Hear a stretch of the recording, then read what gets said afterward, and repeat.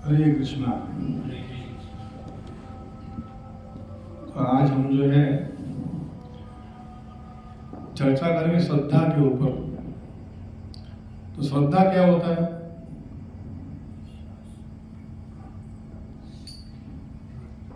श्रद्धा का अर्थ क्या होता है? नहीं, विश्वास नहीं। हाँ, एक अलग शब्द है उसका, मतलब अलग एक क्या बोलते हैं, उसका अर्थ नहीं है। लेकिन श्रद्धा का अर्थ क्या होता है?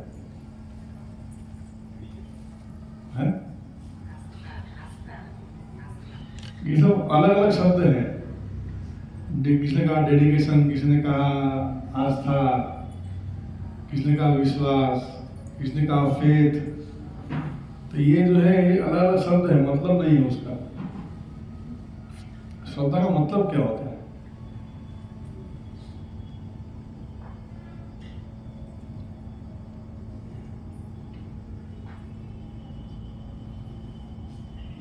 हम बोलते हैं श्रद्धा है, श्रद्धा है, श्रद्धा है, भगवान का श्रद्धा है। श्रद्धा का अर्थ क्या है? प्रेम नहीं।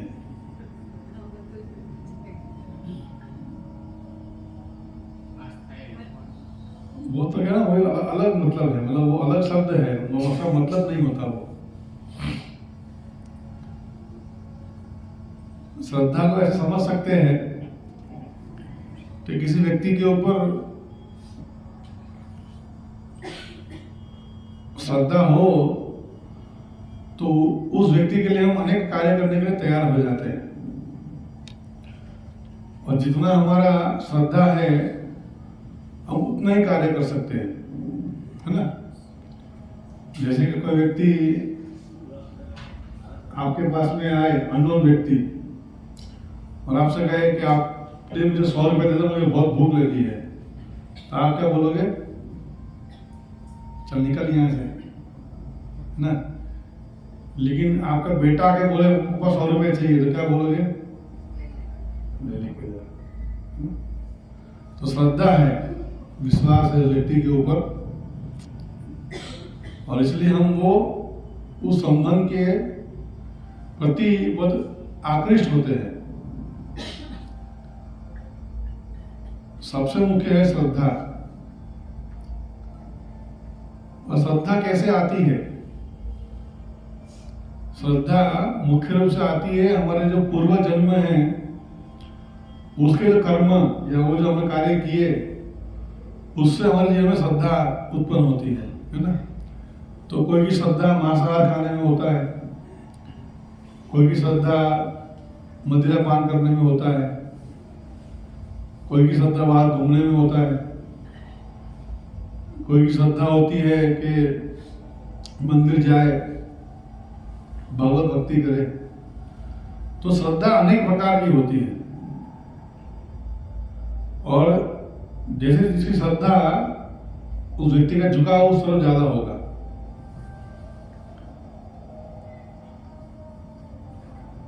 जिसके मन में श्रद्धा नहीं, उसने यहाँ लेके आओगे तो वो भाग जाएगा 2 मिनट में। बोले क्या बार बार मंदिर करते रहता है। अच्छा संडे यार बाहर घूमूंगा, खाओ पीऊंगा, एंजॉय करूंगा, मंदिर क्या जाने की जरूरत है।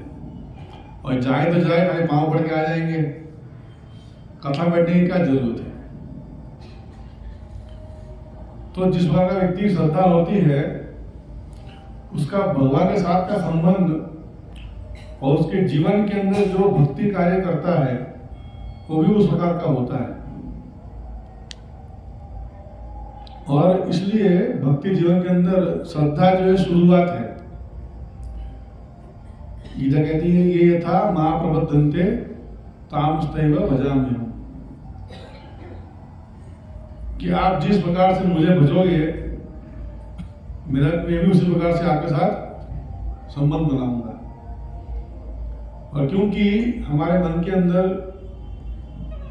श्रद्धा है भगवान के लिए, ऐसा नहीं कि नहीं है, ऐसे यहाँ बैठे हैं, लेकिन हमारे शास्त्र सिखाते हैं कि हमें भगवान के ऊपर अटूट श्रद्धा होनी चाहिए। अवश्य रक्षिवे कृष्ण, क्या है? कृष्ण अवश्य हमारी रक्षा करेंगे। अधिकतर क्या होता है कि जब कष्ट में आते हैं तो भगवान का नाम जब अच्छे से होता है। यदि कोई परिवार में बीमार हो गया हो, कोई मरने वाला हो या हम खुद मरने वाले हो, तो भगवान का नाम बहुत अच्छे से लेते हैं। या कुछ लोग तो जैसे कि रात में जाते हैं तो जपते हैं, भूत पिशाच निकट नहीं आवे, महावीर जो नाम सुना है। जब भय जीवन में आता है तब हम अधिक श्रद्धालु हो जाते हैं, है ना। जब कोई बीमारी आती है या मृत्यु आती है या घर में किसी की मृत्यु आती है, तब पता पड़ता है हाँ भगवान तो जीव सच में है, भगवान है, भगवान है। लेकिन अधिकतर मन में क्या होता है, शायद भगवान होंगे या नहीं होंगे, किसको पता। प्रत्यक्ष किम प्रमाण, क्या प्रमाण है भगवान है। हमने कभी देखा नहीं भगवान को, हम तो खाली पढ़ते हैं शास्त्रों में कि भगवान ने गोवर्धन को उठाया, भगवान ने रासलीला रचाई, भगवान ने असुरों को मारा, खाली पढ़ते हैं, हम देख कहाँ पाए भगवान को। इसलिए जो हमारे मन की श्रद्धा है वो कुछ हद तक सीमित है, कुछ हद तक सीमित है। इसलिए जो है हमें भगवान के ऊपर अटूट विश्वास नहीं आता। और एक अटूट विश्वास यदि नहीं है या कम है विश्वास भगवान के ऊपर, तो भगवान के प्रति प्रेम या भगवान के निकट जाना हमारे लिए बहुत कठिन हो जाएगा। और इसलिए हमारे आचार्य कहते हैं श्रद्धावान जन है, श्रद्धावान जन। जिसके अंदर श्रद्धा है वो व्यक्ति भगवान के प्रेम का अधिकारी है। यदि श्रद्धा नहीं है तो वो भगवत प्रेम को प्राप्त नहीं कर पाएगा। और इसलिए ये श्रद्धा जो है ये हमें मिलती है अनेक लोगों से।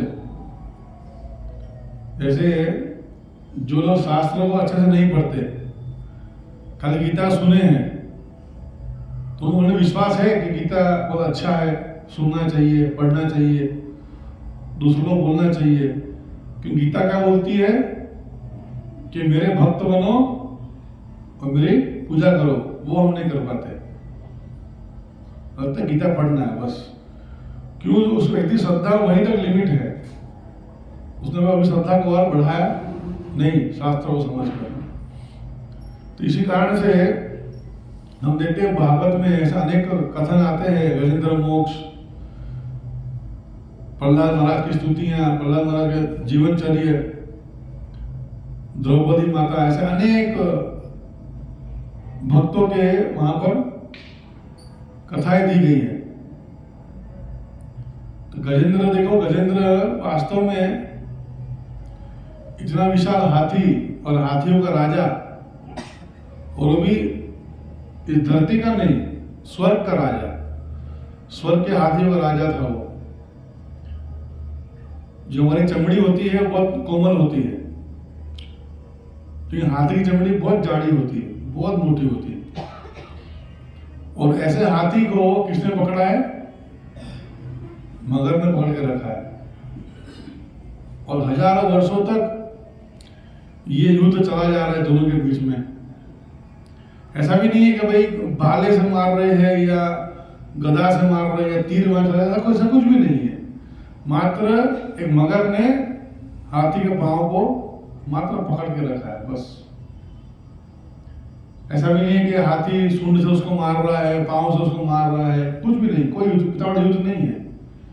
लेकिन तभी हजारों वर्षों तक गजेंद्र जो है एक हाथी के एक मगर के चुंगल में आ गया, और इतना परिश्रम करने के बाद भी, इतना कष्ट भोगने के बाद भी वो उसको छुड़ा नहीं पा रहा है। और वो शारीरिक रूप से बहुत कमजोर हो रहा था, साथ साथ जो इमोशनल रूप होता है, इमोशन, मन की व्यथा, उससे बहुत कमजोर हो रहा था। क्योंकि कहने के लिए हाथियों का राजा है, इतनी सारी पत्नियां हैं उनकी, इतने सारे बच्चे हैं, इतने सारे लोग हैं, तभी उसे वहां बचाने के लिए कोई आया नहीं। और शारीरिक रूप से इतना कष्ट भोग रहा है वो। ऐसा देखा जाता है जितने भी जंगली जानवर हैं उसके अंदर सबसे तेज या सबसे ताकतवर जो जबड़ा होता है वो मगर का होता है। जबड़े में कोई आ जाए उससे निकलना बहुत कठिन है। आप कभी देखना नेशनल ज्योग्राफी पे या फिर कभी जाओ विश्वामित्री वहां जाके देखना, बहुत सारे मगर देखने मिलेंगे और कुत्ता आएगा उसको झपट से पकड़ लेंगे वो लोग और छुड़ा नहीं पाएंगे, कोई छुड़ा नहीं पाएगा। तो इतने बड़े हाथी को जकड़ा है मगर ने, और हाथी इतना प्रयत्न कर रहा है, इतना कष्ट उठा रहा है कि मुझे इससे मुक्ति मिल जाए, मुझे यहां से फ्री होना है, लेकिन वो मुक्त नहीं हो पा रहा। और तब उसे याद आया कि मैं पूर्व जन्म में भगवान का भक्त था, और तब उसने स्तुति की भगवान की, और मात्र उस तालाब से, उस त्रिकुट पर्वत के तालाब से गजेंद्र ने मात्र एक अपने सूंड से कमल को तोड़ा और भगवान को अर्पण किया। क्या किया? उसने ना भगवान को देखा है, ना उन्होंने भगवान को याद किया है, ना उन्होंने भगवान की मूर्ति देखी है, कुछ नहीं, ना फोटो वोटो कुछ नहीं। गजेंद्र अपने सूंड से उस कमल को तोड़ रहे और आकाश की ओर लेकर जा रहे हैं। और नारायण, ये नारायण शब्द बोलने के पहले भगवान आप प्रकट हो गए। तो ये अटूट श्रद्धा भगवान के ऊपर। हम तो मंदिर आते हैं, भगवान को देखते हैं, उनको भोग लगाते हैं, उनकी सेवा करते हैं, तब भी इतना विश्वास हमारे मन में नहीं आ पाता।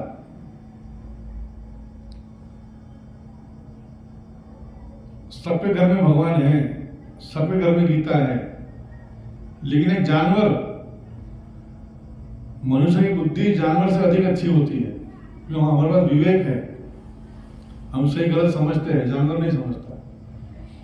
लेकिन तब भी जो है गजेंद्र ने मात्र नारायण पुकारने से पहले भगवान वहां साक्षात प्रकट हो गए, और गजेंद्र का कल्याण तो किया, साथ साथ जब मगर था उसका भी उद्धार कर दिया। इसलिए बोलते हैं कि प्रभु आप तो मेरा कल्याण करने के लिए आए, लेकिन साथ साथ आपने इनका भी कल्याण कर लिया।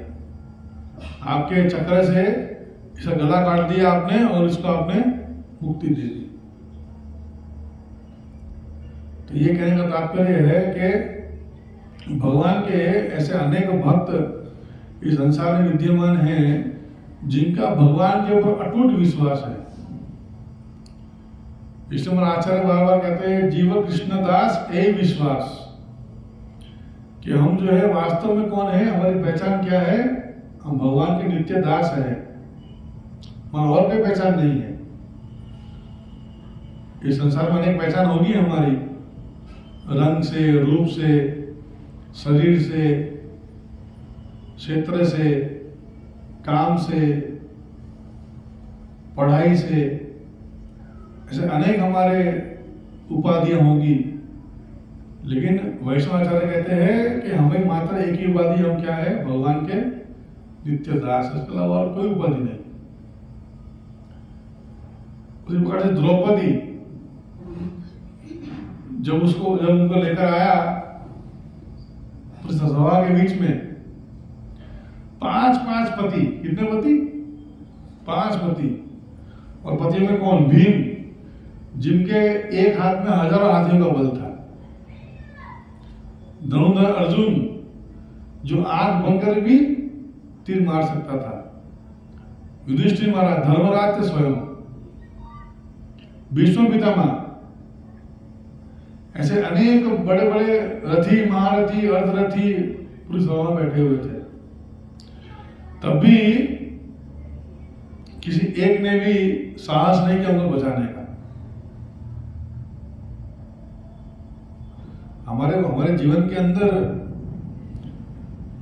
हम जो है इमोशनली भी मार खाते हैं और साथ साथ शारीरिक रूप से मार खाते हैं। शरीर अस्वस्थ हो जाता है। जो बूढ़े उनको पूछिए, बताएंगे जवानी में ऐसा करता था, जवानी में ऐसा करता था, एक जमाना हमारा भी था, एक जमाने में इतने तक खाता था, एक जमाने में इतना में बॉडी लिफ्टिंग करता था, बताएंगे आपको। कि अब उनको रोटी तोड़ने के लिए भी कोई चाहिए, कोई खिलाने के लिए। तो इस संसार में शारीरिक रूप से साथ साथ मानसिक रूप से भी हमें बहुत पीड़ाएं झेलनी है। और इसलिए ये द्रौपदी माता दिखा रही है कि देखो, इतने सारे पति होने के बावजूद भी, इतने स्वभाव में इतने पड़े हुए महारथी होने के बावजूद मेरी सहयोग किसने नहीं किया। और वो पूरा अपना बल लगा रही है। क्षत्रियों के लिए युद्ध में मर जाना ज्यादा अच्छा है, लेकिन कोई असम्मानित कर ले वो बहुत बेकार है उनके लिए। क्षत्रिय युद्ध में मर सकता है लेकिन भाग सकता नहीं रण छोड़े कभी भी। उनका ये शौर्य होता है। जिस प्रकार से जब खिलजी इत्यादि लोगों ने यहाँ पर आक्रमण किया राजस्थान में, तो बहुत सारी स्त्रियां जुहार हो गई, अपने आप को अग्नि में जला दिया ताकि उन्हें कोई स्पर्श ना कर पाए। क्षत्रिय है, तो इसी तरह से द्रौपदी माता क्षत्रिय थी और पूरा बल लगा लिया कि मैं मर जाऊंगी लेकिन मैं अपने सम्मान को खोऊंगी नहीं, भले मैं क्यों ना मर जाऊं, वो चलेगा मेरे लिए। और बाद में दोनों हाथ उठाकर क्या किया, भगवान के अलग नाम को पुकारा। भगवान को उन्होंने पुकारा कि मुझे सहायता करने आओ। हमें लगता है कि यदि हम कष्ट में हैं तो ही हमें भगवान को बुलाना चाहिए, उनकी क्या जरूरत है। लेकिन यदि हमारा जीवन अच्छा भी चल रहा हो तभी हमें उनको भूलना नहीं चाहिए, उनको हमें सदैव याद करना चाहिए। क्योंकि भले जीवन अच्छा चल रहा है लेकिन संसार जो है दुखालय है, संसार सुखालय नहीं है। इस संसार में अच्छा होने के बावजूद भी सब कुछ कष्टमय है। लगता है नौकरी अच्छी चल रही है, परिवार भी अच्छा है, पत्नी अच्छी मिली है, बच्चे अच्छे हैं, कोई चिंता नहीं है जीवन में, सब अच्छा चल रहा है, नॉर्मल लाइफ जी रहे हैं। लेकिन नॉर्मल लाइफ में जीने के बावजूद भी हमें प्रयत्न करना चाहिए कि हम जो भगवान को कभी भूले नहीं।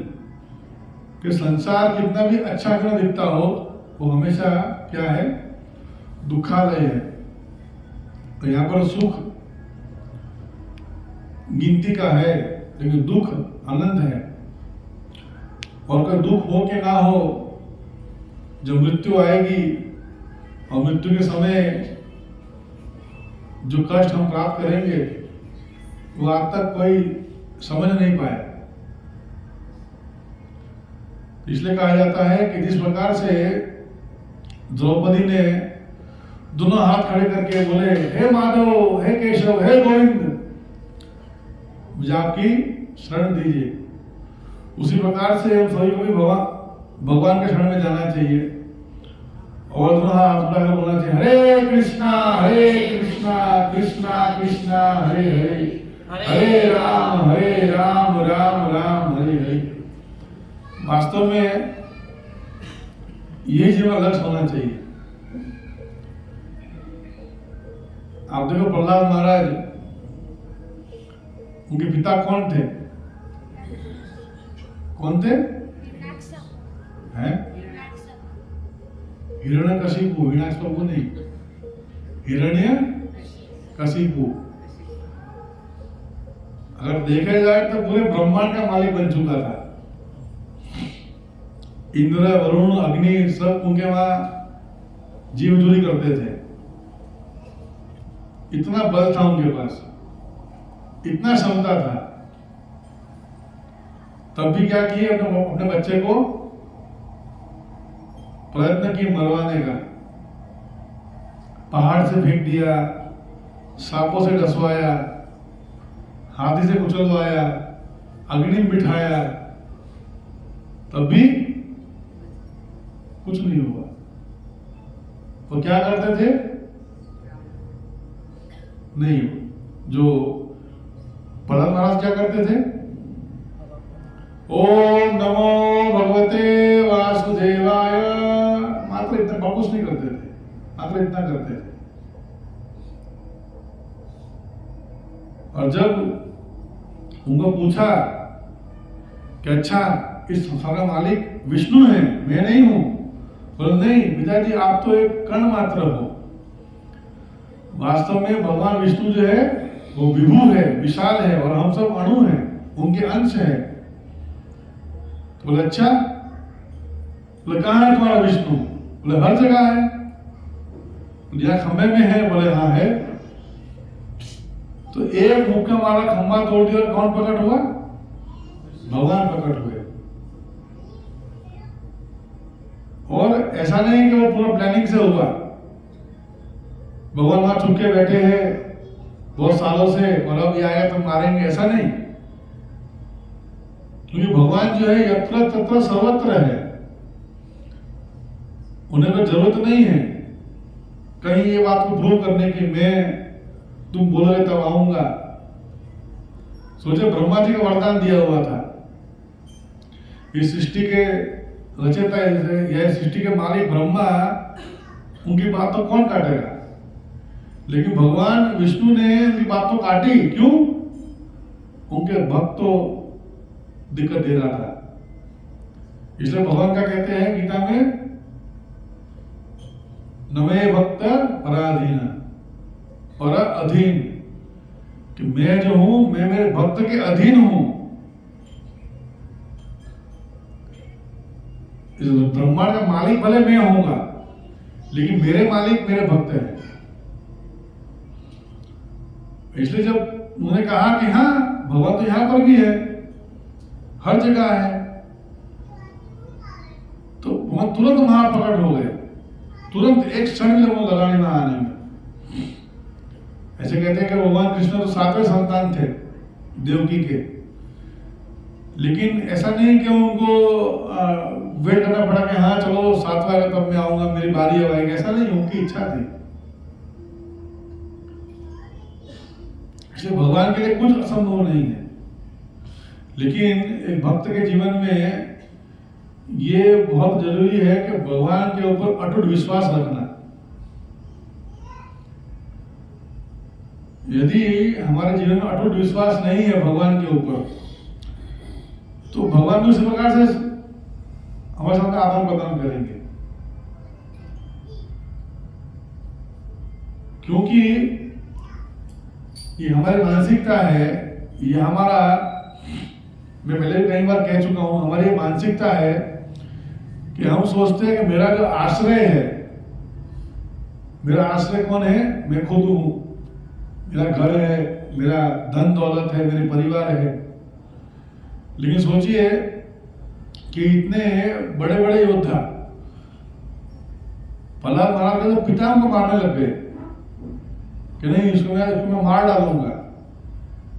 ये मेरा बेटा होते हुए भी क्या बोल रहा है, ये विष्णु की गुणगान कर रहा है, जो दुश्मन है मेरा। और प्रहलाद महाराज कुछ नहीं करते थे, बस हाथ जोड़कर हरि कीर्तन करते थे और कुछ नहीं करते थे। ऐसा नहीं था कि उन्होंने बहुत सारे श्लोक बोल दिए, बहुत सारे वेद पुराण बोल दिए, बहुत सारे व्याख्या कर दी, ऐसा नहीं किया था उन्होंने। मात्र हाथ जोड़कर वो भगवान हरि की शरण लेने का प्रयत्न करते थे। इसलिए जो नवविधा भक्ति है, नवविधा भक्ति के अंदर जो स्मरण है, जो कीर्तन है, जो श्रवण है, इससे बहुत अधिक महिमा है। जितना अधिक श्रवण करते हैं, जितना अधिक कीर्तन करते हैं, उतना ही हम जो है भगवान के निकट होने का प्रयत्न करते हैं या निकट जाते हैं। लेकिन इन सब कार्यों के बीच में एक मुख्य जो तथ्य है वो श्रद्धा है। यदि कोई व्यक्ति मंदिर में आता है, वो प्रसाद पाता है, सोचता है खाली खाना है, तो उसको उसका फल नहीं मिलेगा या फल बहुत लेट मिलेगा। कोई सोचता है नहीं ये तो भगवान का प्रसाद है, तब उसे ग्रहण करता है तो उसे अधिक फल मिलता है। इसलिए श्रद्धा होना कि हम जो भी कार्य कर रहे हैं वो भगवान की प्रसन्नता के लिए है, तो हमारे लिए नहीं है। तो भगवान कृष्ण की प्रसन्नता के लिए है हम जो भी कार्य यहाँ पे कर रहे हैं, घर में कर रहे हैं। यदि कोई व्यक्ति भगवान के लिए अलग अलग भोग बनाता है, यदि उनके लिए कोई फूल के हार बनाता है, उसका चिंतन क्या है कि ये माला भगवान पहनेंगे, ये भोग जो है भगवान ग्रहण करेंगे। इसलिए जो बाहर के लोग जो माला बनाते हैं उनका कोई ठिकाना नहीं होता, गंदे हाथ से नहाए धोए बिना फूल की माला बनाते हैं और यहीं में डाल देते हैं, हम उसे खरीद के लेकर आते हैं। उनमें और हम में या उनमें और भक्त में एक बहुत बड़ा डिफरेंस है कि उसे मन में श्रद्धा है कि मैं जो भी कार्य कर रहा हूं ये भगवान की प्रसन्नता के लिए है। यदि मैं नाम जप करूंगा तो मेरे प्रभु मेरे स्वामी बहुत प्रसन्न होंगे। यदि मैं कीर्तन करूंगा, यदि मैं कीर्तन में नाचूंगा तो मेरे प्रभु बहुत खुश होंगे। जब शादी ब्याह में जब दूल्हा घोड़े पे होता है तो बोलता है तो तू भी नाच, तू तो देखते नाचते हैं, क्यों? मेरा दोस्त खुश हो रहा है, मैं नाचूंगा। तो उसी प्रकार से यदि हम हाथ उठाकर नृत्य करते हैं भगवान के सामने उनके नाम कीर्तन में तो प्रसन्न भगवान होते हैं। इस संसार में हमने बहुत लोग पसंद कर लिया, बीवी बच्चे पति नौकर सबको हम खुश कर देते हैं, लेकिन जो वास्तव में हमारे मालिक है, जिनको हम वास्तव में प्रसन्न करना चाहिए, उनको हम भूल जाते हैं। और मात्र एक कारण है श्रद्धा, क्योंकि हृदय में श्रद्धा नहीं है भगवान के लिए तो हमें लगता है कि क्यों करने की जरूरत है। बड़े बड़े मंदिर है, बहुत पैसा है मंदिरों में, बहुत अच्छा भोग लगता है भगवान को, हम क्यों खिलाए? भगवान तो बोल रहे हैं कुछ खिलाओ मत। जिस प्रकार से गजेंद्र ने मात्र एक फूल दे दिया उतना अर्पण कर दो तो मैं आपको स्वीकार कर लूंगा, लेकिन ये विषय श्रद्धा का है। हमारे मन में श्रद्धा नहीं है भगवान के लिए, कम श्रद्धा है, इसलिए हम उस स्तर पर नहीं आ पाते। हमें लगता है कि इस प्रकार से कोई मतलब नहीं है, ये सारे कार्य तो कोई बात नहीं होगा तो भी चलेगा। इसमें मैंने पहले भी कहा कि जिनका हम संग करते हैं, जिन लोगों की संगति करते हैं, उनके संग से जो उनका श्रद्धा है हमारे जीवन में आता है। जैसे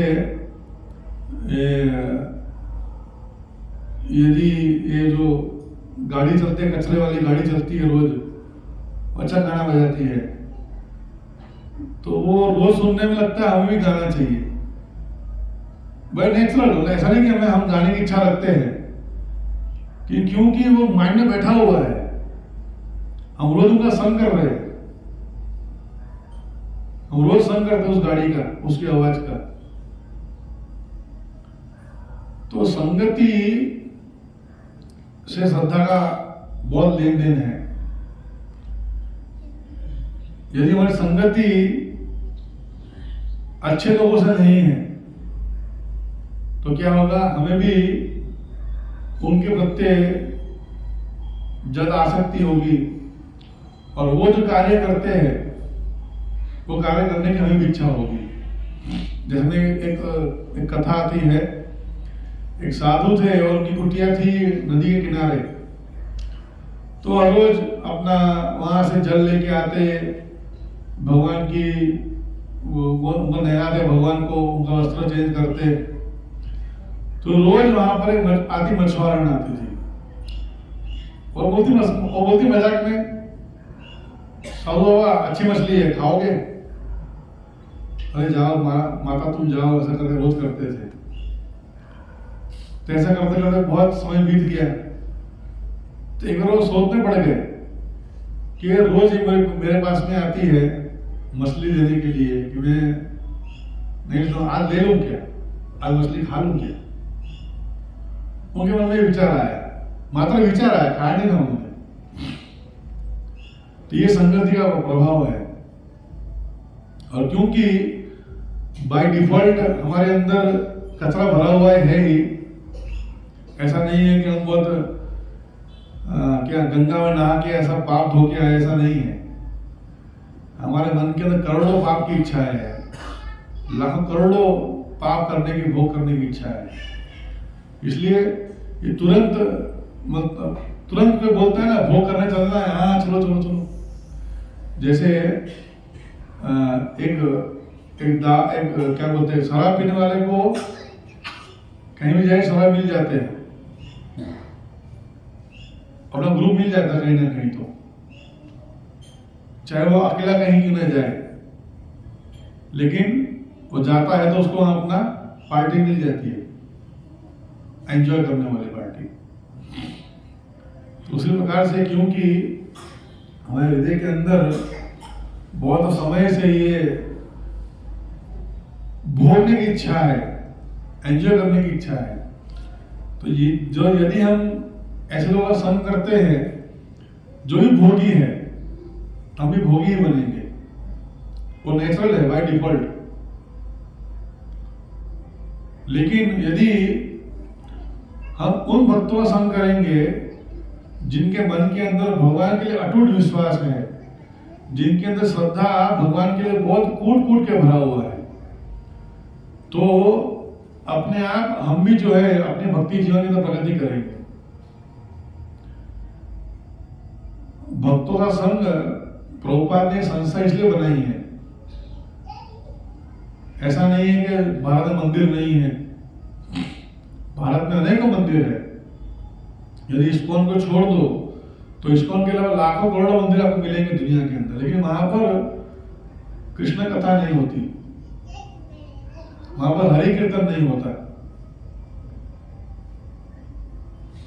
तो प्रभुपाद का ये विश्वास था, प्रभुपाद का ये विचार धारणा थी, यदि मंदिर बनेंगे, अच्छे मंदिर बनेंगे, तो वहां पर लोग आएंगे और लोग सुनेंगे भगवान के बारे में, लोग भक्तों का संग करेंगे, साधुओं का संग करेंगे। अधिकतर जो घर में बुलाते हैं, ये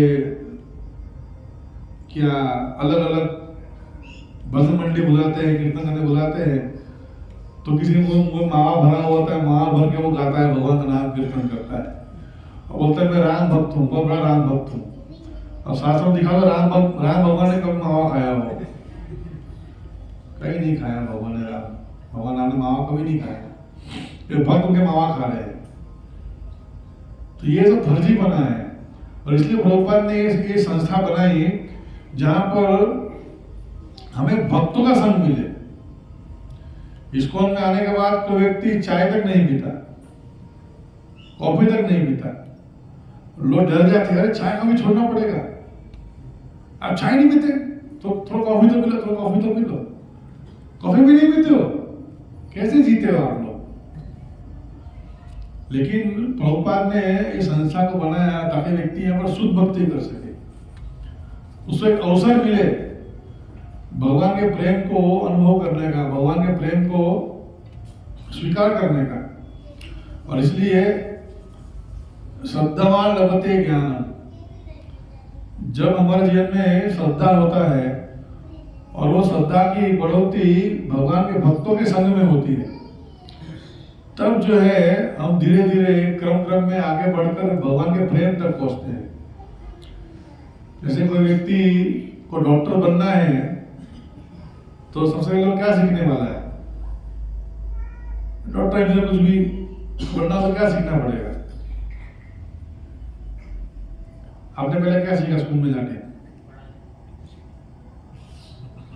क्या सीखा स्कूल में जाके? पहले क्या सीखा? ABCD सीखा, है ना? तो ABCD क्या है? आपको दुनिया में कुछ भी बनना हो, आपको ABCD आना जरूरी है।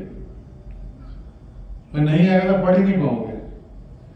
उसी प्रकार श्रद्धा भी हमारे जीवन में जो है, यदि श्रद्धा नहीं है, कितना भी सेवा कर लो, कितने प्रसाद खा लो, कुछ नहीं होने वाला। खाली अंदर जाएगा, बाहर निकल जाएगा। कथा सुनोगे, निकल दोगे। दर्शन आज करोगे, घर पे जाकर रील्स देखे वो दर्शन को भूल जाओगे।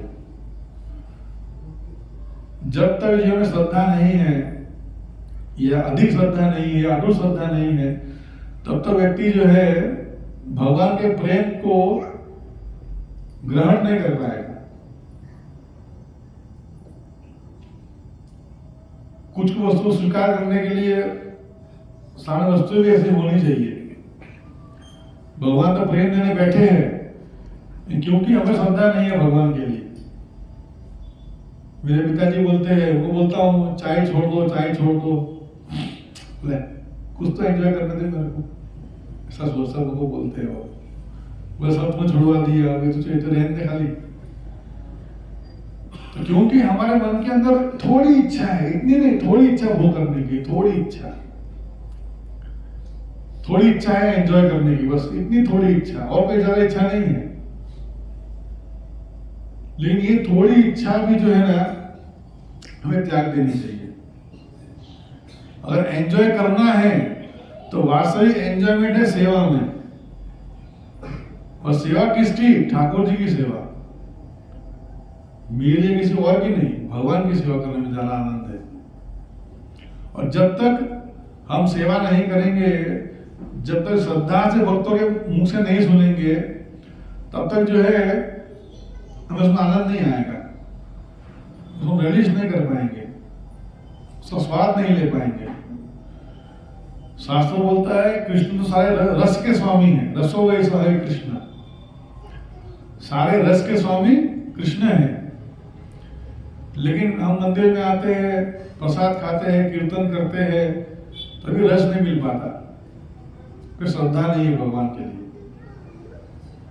हमारा जीवन जो है मैकेनिकल हो चुका है, मैकेनिकल मशीन की तरह जीवन जीते हैं। उठना, भूख लगे तो खाना, काम पे जाना, नींद आए सो जाना, बस। हम भौतिक यंत्र नहीं, हम आध्यात्मिक यंत्र है।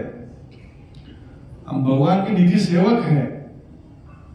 इस बात को हमें अनुभव करना होगा, बारंबार सुन के, बारंबार सेवा करके। यदि हम ये सोच ले कि एक बार भी कृष्ण नाम ले लिया तो जीवन का कल्याण तो हो जाएगा, कल्याण तो होगा,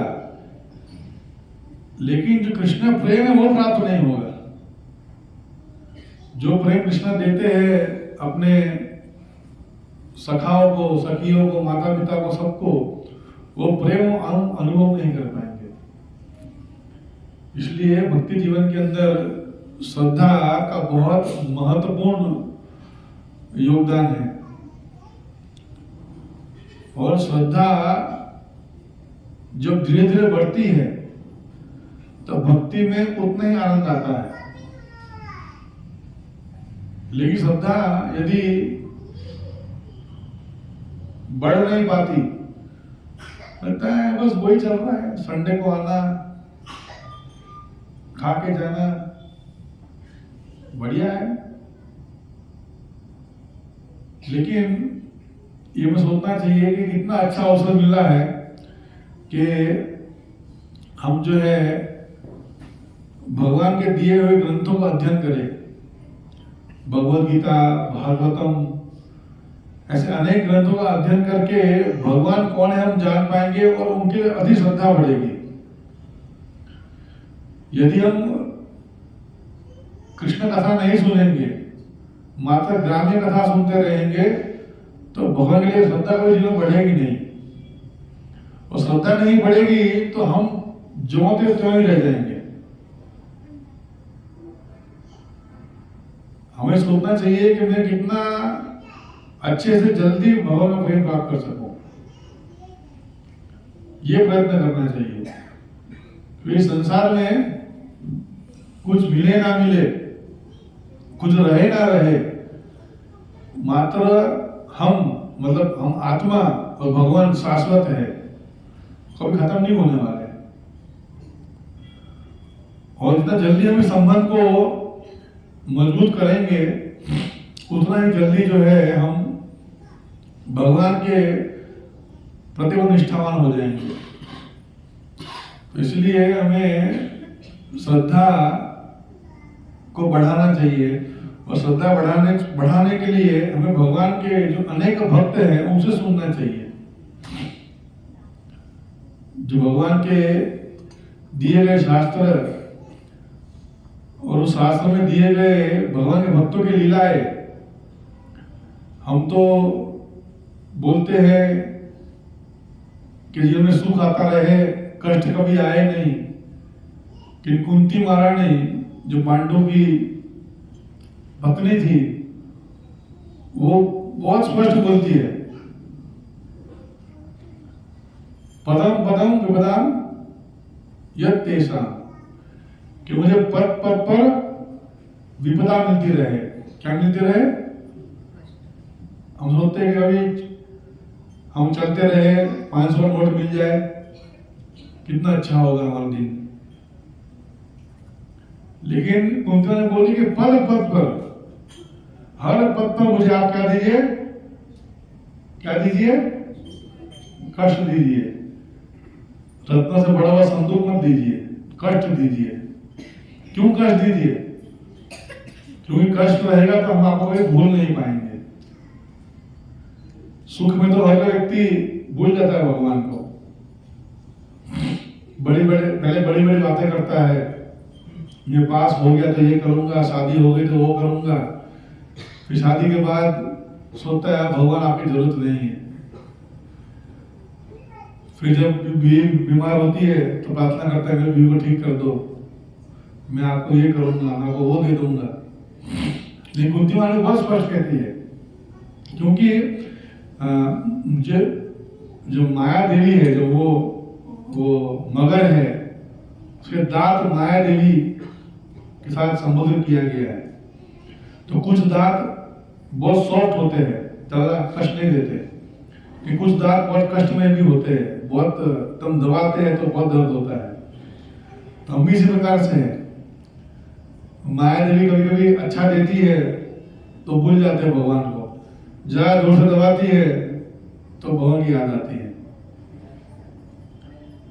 इसलिए ये प्रयत्न करना चाहिए कि सुख हो कि दुख हो, दिन हो कि रात हो, हमारा प्रयत्न होना चाहिए कि हम सदैव भगवान का स्मरण करते रहे। इसलिए प्रहलाद महाराज बात करते हैं नवविधा भक्ति की, श्रवणम कीर्तनम विष्णु स्मरणम पाद सेवनम अर्चनम वंदनम दास्यम साख्यम आत्मनिवेदनम। हम तो खाली बोलते हैं कायेन वाचा मनसेन्द्रिया, काया वाचा मनसा, लेकिन यहाँ पर प्रभुपाद कह रहे हैं कि आत्मनिवेदन, हमें अपनी आत्मा को भी भगवान की ओर धकेल देना चाहिए।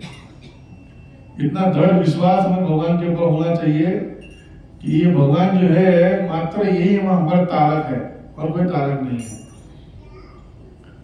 इसलिए आचार्य कहते हैं अवश्य रक्षिवे कृष्णा, कृष्ण जो है अवश्य रक्षा करेंगे हमारी, और हर समय ऐसा नहीं कि सुख है तो आज कोई कष्ट नहीं है। वास्तव में सुख भी कष्टदायक है, क्यों? हम भगवान को भूल जाते हैं सुख आने पर, और सुख में जीवन भी हमें बंधन में बांधता है, ऐसा नहीं कि बंधन से मुक्त करता है। ये मत समझना कि जीवन में सुख आ गया तो सब कुछ आ गया। सुख का भी अपना बंधन है और कष्ट का भी अपना बंधन है, और इन दोनों बंधन से मुक्त करने वाले हमारे ठाकुर है। इसलिए एक व्यक्ति को, एक भक्त को इस बात को ध्यान देना चाहिए कि वो सदैव जो है भगवान का नाम कीर्तन करे और नाम स्मरण करता रहे, और साथ साथ जितना हो सके उतना अधिक भगवान के बारे में सुनने का प्रयत्न करे, और भगवान के बारे में सुनने से उसकी श्रद्धा बढ़ेगी, और जब श्रद्धा बढ़ेगी तो उसे अपने आप भगवान के प्रति उसके मन में प्रेम प्रकट होगा। या वो कोई भी कार्य करता है, नाम जप कर रहा है, शास्त्र पढ़ रहा है, तो ये श्रद्धा होना चाहिए कि मैं ये पढ़ रहा हूं ये भगवान की वाणी है, मैं नाम जप कर रहा हूं ये भगवान का नाम कीर्तन है। श्रद्धा हमारे मन में होना चाहिए। बिना श्रद्धा के कुछ प्राप्त नहीं होगा। यदि कोई लाखों करोड़ों जन्म भी नाम जप कर ले, श्रद्धा के बिना लाभ नहीं होगा। जैसे कंस, हमसे अधिक नाम जप तो कंस ने किया होगा। अब कृष्ण आएगा, अब कृष्ण आएगा, अब मुझे मारेगा, अब मुझे मारेगा, अब कृष्ण आएगा। उनका दिन भर चिंतन था कृष्ण मुझे मारेगा। श्रद्धा नहीं थी भगवान के लिए। कृष्ण मेरे स्वामी हैं, उसमें मेरी श्रद्धा नहीं थी। इसलिए हमें कंस नहीं बनना है। हमें क्या बनना है? हमें वाल्मीकि बनना है, हमें कुंती महारानी बनना है, हमें द्रौपदी बनना है, हमें गजेंद्र बनना है। इनकी कथाएं सुन के भगवान के प्रति हमारा श्रद्धा बढ़ने से अपने आप हम उनके प्रेम का अनुभव कर पाएंगे। और जब प्रेम का अनुभव कर पाएंगे, थोड़ा बहुत भी मैं कहता हूँ, तो अपने आप लगेगा कि हाँ, भक्ति जीवन में बहुत आनंद है। और इसलिए उसके लिए भक्तों का संग अनिवार्य है। यदि भक्तों का संग नहीं करते हैं और भक्तों के संग में आकर कृष्ण कथा नहीं सुनते हैं, यह वाली बातें करते हैं, तो भी कुछ काम नहीं है। भक्तों के संग में आना और कृष्ण कथा को सुनना है, दोनों कार्य करना होगा। क्या करना होगा? भक्तों के संग में आना और कृष्ण कथा सुनना।